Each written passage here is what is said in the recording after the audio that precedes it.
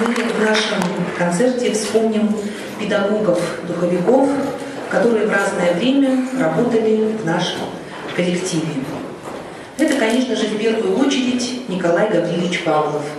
Вот он сидит первый, слева в ряду.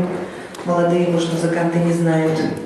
Он был великолепным тромбонистом, педагогом, выпускником Московской государственной консерватории имени Чайковского, отличником культуры Советского Союза.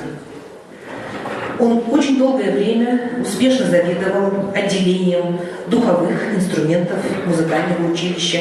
В частности, именно он организовал оркестр духовых инструментов, который вы сегодня услышали.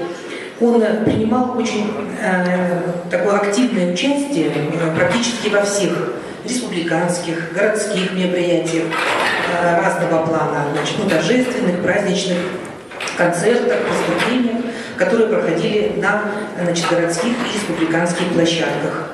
Его очень тепло вспоминает известный дирижер Галина Михайловна Кривошапка, и она вообще очень интересную статью написала о наших духовиках, и очень тепло всегда отмечает именно творчество музыкантов духовой банды, как она говорит. Банда — это в оркестре называют группу духовых инструментов, которые обычно располагаются сзади, потому что у них очень мощное звучание. Вот. И также она очень тепло пишет о таких артистах, как Дандо Клинчинович Табаев. Это настоящий маэстро флейты, выпускник Ленинградской консерватории, заслуженный артист Якутской республики, артист и инспектор оркестра оперного театра.